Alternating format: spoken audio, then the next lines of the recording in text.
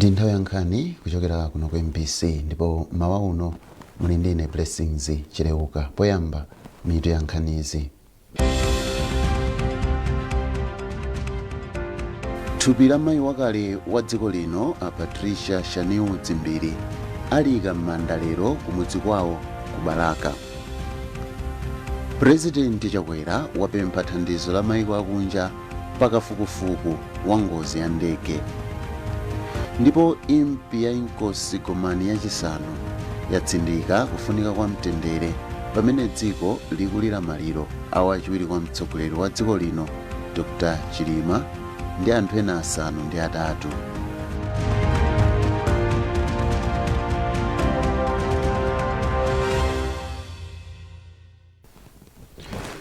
Tiyambe ndi nkhani yomwe kuti mtsogoleri wa dziko lino Dr. Lazarus Chakwera mawa uno akuyembekezeka kutsogolera anthu osiyanasiyana pamwambo otenga thupi la wachiwiri kwa mtsogoleri wa dziko lino malemu Dr. Saulos Chilima kupita nalo ku tchalichi cha St. Patrick's cha mpingo wa Katolika ku area 18 mu mzinda wa Lilongwe. Padakali pano anthu osiyanasiyana ayamba kusonkhana ku nyumba ya chisoni ya Goodwill Funeral Services yomwe ikusunga thupi la malemu Dr. Chilima. President Dr. Lazarus Chakwera komanso mayi wa dziko lino Monica Chakwera anatsogolera Amalawi ku nyumba ya chisoni ya Sunset ku Lilongwe kuperekeza thupi la yemwe anali mayi wa dziko lino wakale a Patricia Shaniu Dzimbiri kumudzi kwawo. Mwambowu unayamba ndi nsembe ya misa pofuna kupereka ulemu kwa malemuwa. Mayeso Chikhadzula wadza ndi ripoti ili. Kunali nkhope zachisoni ku nyumba ya Sunset Funeral Services ku Kanengo mu mzinda wa Lilongwe komwe kunali mwambo otenga matupi anthu ena omwe adafa pa ngozi ya ndege lolemba lapitali kupita nawo kumudzi kwawo.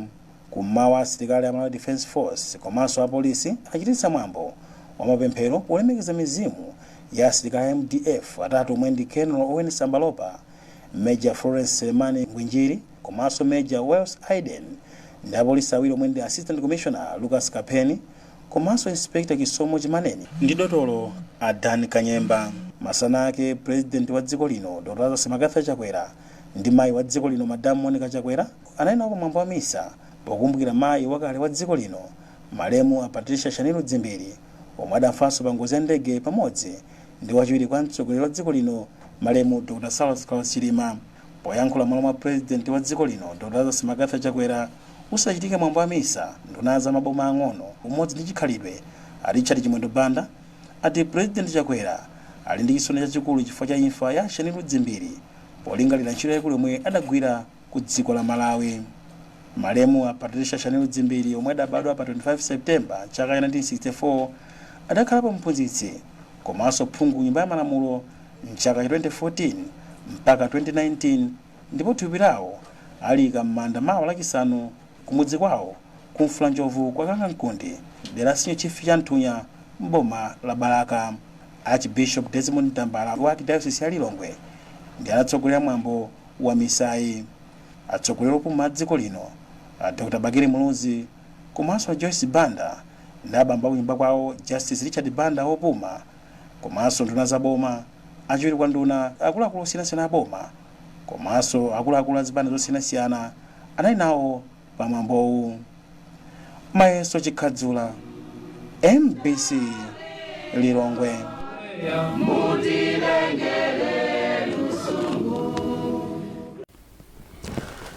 Thupi la othandizira commissioner wa polisi a Lucas Kapeni alika m'manda dera la Mfumu Santhe mboma la Kasungu. Akapeni omwe anali ndi zaka 46 amapereka chitetezo kwa wachiwiri kwa President malemu Dr. Saulos Chilima. Iwo anafa pa ngozi ya ndege ku Chikangawa ku Mzimba lolemba lapitali. Poyankhula malo mwa President Lazarus Chakwera pamwambowu nduna ya zaumoyo Akhumbize Chiponda anati dziko la Malawi lataya munthu yemwe anadzipereka kutumikira dziko lake. Malinga ndolemba nkhani wa Malawi News Agency enanso omwe anali nawo pamwambowu nkuphatikizapo nduna ya zamtengatenga a Jacob Hara wachiwiri kwa Speaker Amadalitso Kazombo, aphungu ku nyumba ya malamulo, akuluakulu a boma komanso oyimira zipani za ndale. Akapheni asiya mkazi ndi ana anayi. Ndipo thupi la Achisomo Chimaneni omwenso amagwira ntchito ya chitetezo cha malemu Dr. Chilima aliyika m'manda m'mudzi mwa Makwaule ku Ntchisi.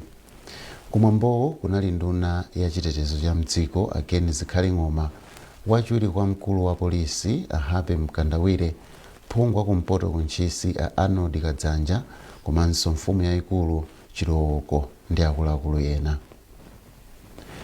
Ndipo thupi la a Daniel Kanyemba omwe kufikira pa nthawi ya imfa yawo anali dokotala wachiwiri kwa mtsogoleri wa dziko lino Dr. Saulos Chilima aliyika m'manda kumudzi kwawo kwa Chiwala, mfumu yayikulu Chitseka ku Lilongwe.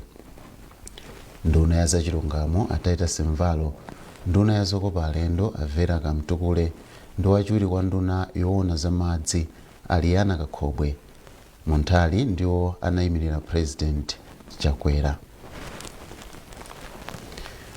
President Dr. Lazarus Chakwera wapempha mayiko osiyanasiyana omwe ali ndi ukadaulo ufufuza za ngozi za ndege kuti athandize kufufuza chomwe chidachititsa ngozi ya ndege yomwe adakwera wachiwiri kwa President wa dziko lino Dr. Saulos Chilima ndi anthu ena 8. Dr. Chakwera amayankhula izi ku Kamuzu Palace ku Lilongwe pamene akazembe amayiko ndi mabungwe osiyanasiyana anakamupepesa kamba ka imfayi. Kuchokera ku Lilongwe, nayo Isaac Jali ndi nkhani yonse. Akazembe amayiko komanso mabungwe osiyanasiyana oposa 20 anakapepesa kwa President wa dziko lino Dr. Lazarus Chakwera, boma la Malawi komanso anthu a dziko lino ku Kamuzu Palace kamba ka ngozi yomwe yachitika pomwe dziko lino lataya wachiwiri kwa President wa dziko lino a Dr. Saulos Klaus Chilima komanso anthu ena 3 omwe anali nawo mu ndegemo. Ndipo poyamika akazembewa kamba kachisoni chimene ali nacho pa ngozi imene yagwa mdziko muno, Dr. Chakwera anati zimenezi zikusonyeza kuti wachiwiri kwa President wa dziko lino Dr. Saulos Chilima anali munthu wabwino komanso amakhala bwino ndi anthu onse amene amadziwana nawo komanso amene adagwira nawo ntchito. President Chakwera anapitiriza kunena zilibe umboni pa nkhani ya ngozi ya ndege yomwe yatenga miyoyo ya anthu 4 kuphatikizapo wachiwiri kwa President wa dziko lino Dr. Saulos Chilima. General Phiri alankhula izi pa msonkhano wolemba nkhani mu mzinda wa Lilongwe. Kumbukani Phiri wadza ndi nkhani yonse. Nduna ya zofalitsa nkhani a Moses Kunkuyu komanso mkulu wa asilikali ankhondo mdziko muno General Valentino Phiri anali ndi msonkhano watu wa nkhani kumene mwazina amapereka update kapena kuti tsatane wa dongosolo la maliro amene atigwera mdziko muno amene atenga miyoyo ya anthu phatikizapo a Vice President Dr. Saulos Chilima.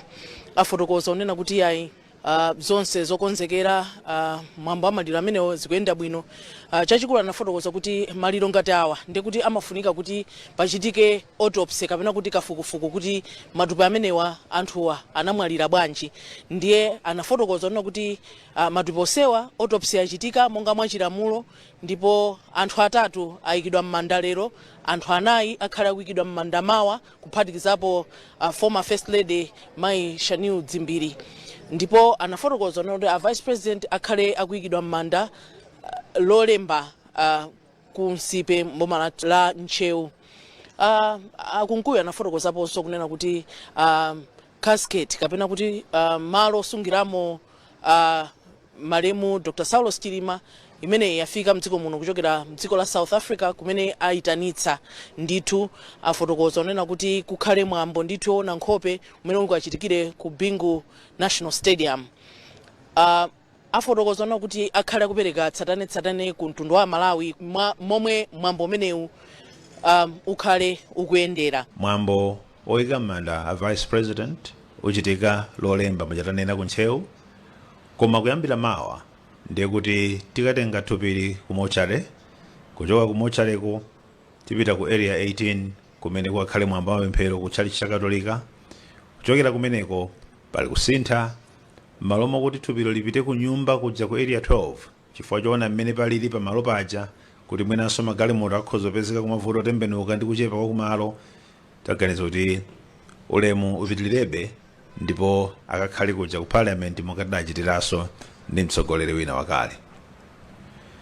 Mwambo onsewu a president akatsogolera, a president amene akatulutsa nawo galimoto yonyamula thupi la malemu Saulos Chilima kuchokera ku mochare, ndipo a president akatsogolera mwambo umenewo mpaka kupita kuja ku area 18 kumene kwakhale mwambo wamapemphero, akatsogolerabe mpaka kupita ku parliament kumene akasunga thupili.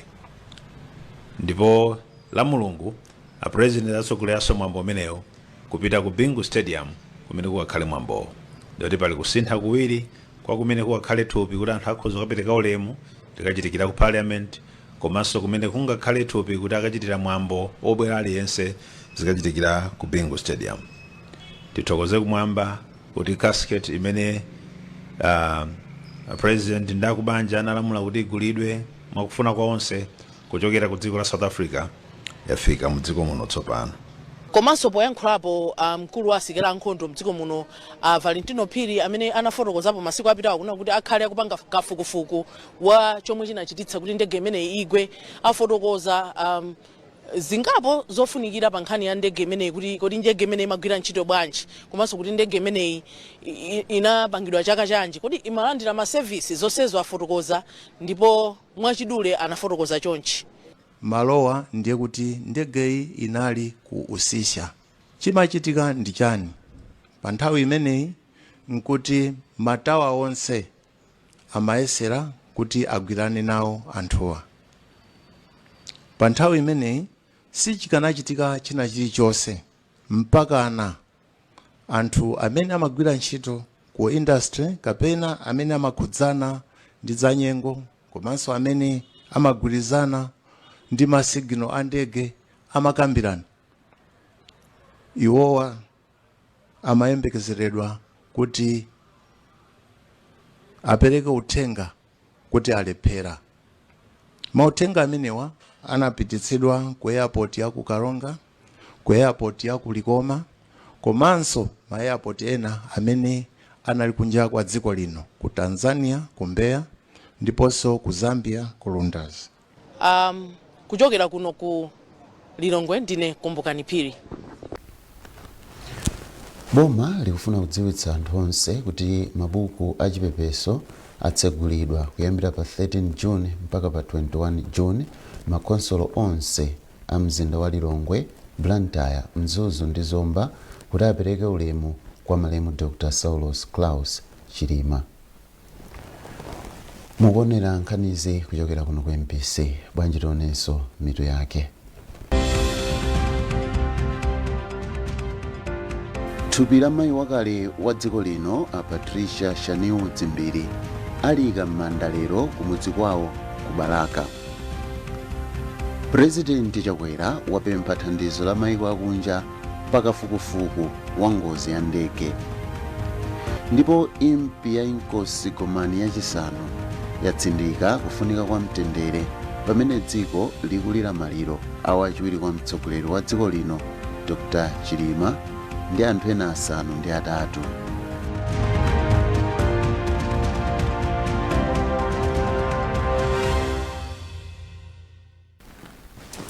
Popitiriza, chipani cha UTM chati dziko lino lataya mtsogoleri yemwe anali wodzipereka komanso amasomphenya pa chitukuko cha dziko lino. Wachiwiri kwa mtsogoleri wa chipanichi Dr. Michael Usi wanena izi ku area 12 mu Lilongwe. Chimwemwe Milulu wadza ndi ripoti. Pomwe dziko lino likupitiriza kukhuza maliro awachiwiri kwa mtsogoleri wa dziko lino Dr. Saulos Chilima ndi ena omwe anamwalira pa ngozi ya ndege lolemba lapitali, wachiwiri kwa mtsogoleri wa chipani cha UTM Dr. Michael Usi wati dziko la Malawi lataya mtsogoleri amene anali woopa Mulungu. Tinanena mu chizungu kuti Chilima is the politician that comes from Chilima the Christian. Kunena kuti Achilima wa ndi munthu wandale. Chilima wacho wochokera kwa Chilima amene ali Khristu. Mwanjira ina zimene amachita kundaleko zimakhala ndi mphepo, zimakhala ndi fungo loti munthu ndi Khristu. Ndikunena izi chifukwa ine ndimagwira nawo ntchito pafupi. Timayimbira na foni, mu foni mwanga muli ma message ambirimbiri oti nati zikanakhala zotheka kuti taonani izi bwezi moti kodi munthu yanali mbusa. Mawu ake mtsogoleri wa bungwe la Maria Oyera mu mpingo wa Katolika Dr. Mary Shawa wati mpingowu wataya mkhristu wawo wodzipereka makamaka pa parish ya St. Patrick's mu mzinda wa Lilongwe. Tikatenga ku mpingo anali munthu okonda kupemphera, amapita ku misa ya mawa tsiku lililonse, komanso anali munthu wodzipereka pa zambiri za mpingo. Ine ndikumbukira atabwera kuno ku Lilongwe ndi chaka chimene ineyo anandisankha ngati chair wa parish council ya St. Patrick's Parish. Tinagwirira ntchito limodzi bwino kwambiri mpaka pamene nthawi yanga imatha. Thupi la malemu Dr. Saulos Chilima likuyembekezeka kulowa m'manda lolemba likudzali kumudzi kwawo ku Nchewu. Chimwemwe Milulu, MBC Lilongwe. Mmodzi mwa alangizi a inkosi ya makosi gomani yachisanu ya Maseko Ngoni Impi Kandi Padambo yabwerezanso zakufunika kuti anthu onse akhale akutsatira bata ndi mtendere pomwe dziko likulira maliro a wachiwiri kwa mtsogoleri wa dziko lino Dr. Saulos Chilima. Timothy Kateta anayankhula ndi Impi Kandi Padambo. Mwina inu ngati IMBC mukukumbukira kuti tikakhala ndi misonkhano yathu imene ya public imene kwabwera president komanso kapena vice president abwera, MPBN amadzitsitsa kuchoka pa kusanja kuja nkubwera kudzagwada nawo pansi, kukhala pansi tikamapereka baeti kwa ngwenyama yathu. Nthawi zina baeti wa inkosiso amatitsogolera ndi MPBN amakhala pansi ndithu monga momwe timayenera kupatsira ulemu mfumu yathu ya Chingoni, ngwenyama yathu ya Chingoni. Ndiye ifeyo pano angati Angoni ndifolera kwambiri kuchoka kwa IBN kwatipangisa kuti tikhale kakasi kusowa mtengo wogwira kudzifunsa kuti tichita bwanji popanda BN, chifukwa BN yo amatithandiza pa njira zambiri, amatitsogolera pa zinthu zambiri, ndipo kulira kwathu kulira BN tidzamulira mpaka kalekale.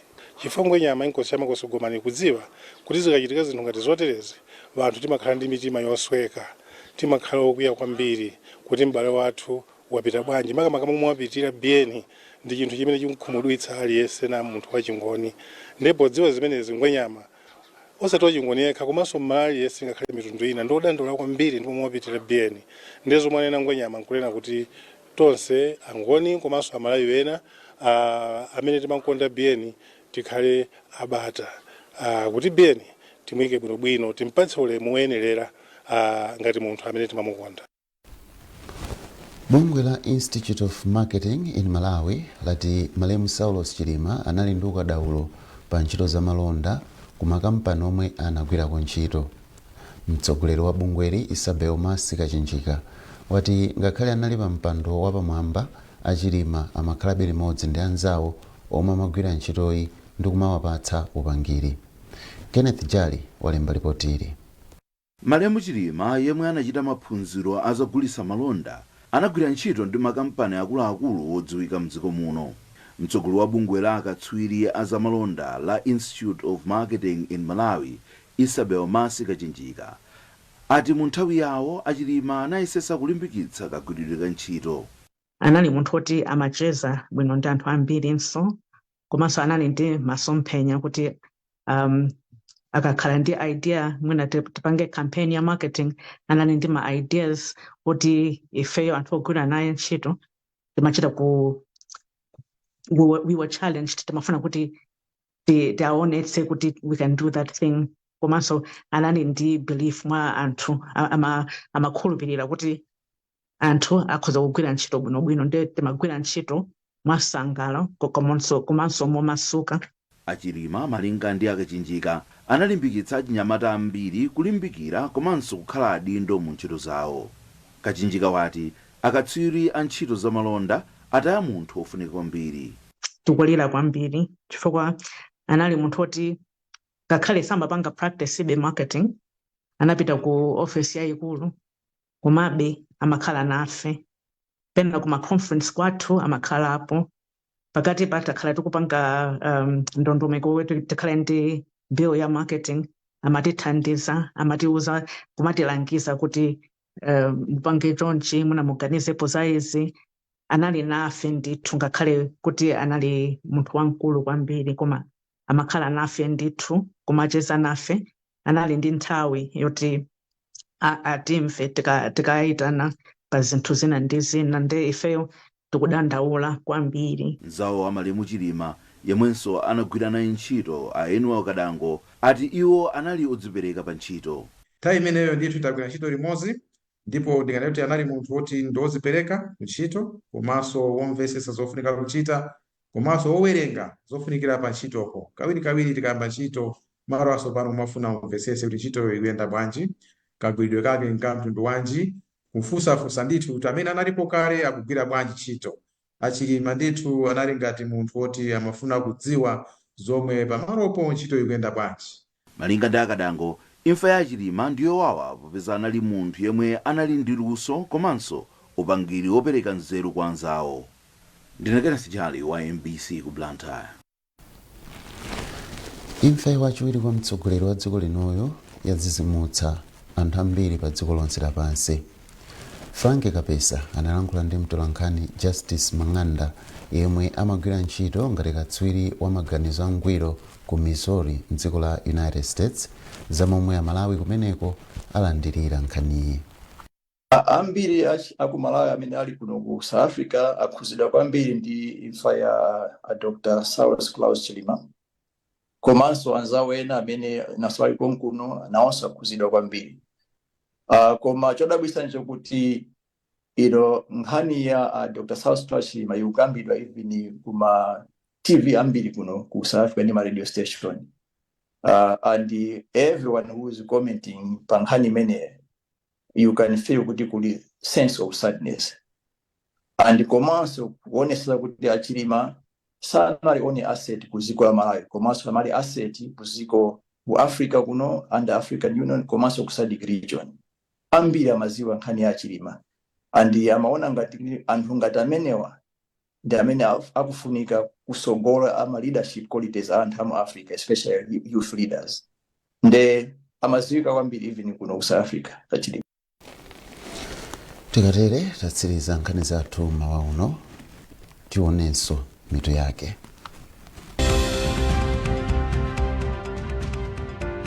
Thupi la mayi wakale wa dziko lino a Patricia Shaniu Dzimbiri alika m'manda lero kumudzi kwawo ku Baraka. President Chakwera wapempha thandizo la mayiko akunja pakafukufuku wa ngozi ya ndege. Ndipo impi ya Inkosi Komani yachisanu yatsindika kufunika kwa mtendere pamene dziko likulira maliro a wachiwiri kwa mtsogoleri wa dziko lino Dr. Chilima ndi anthu ena asanu ndi atatu.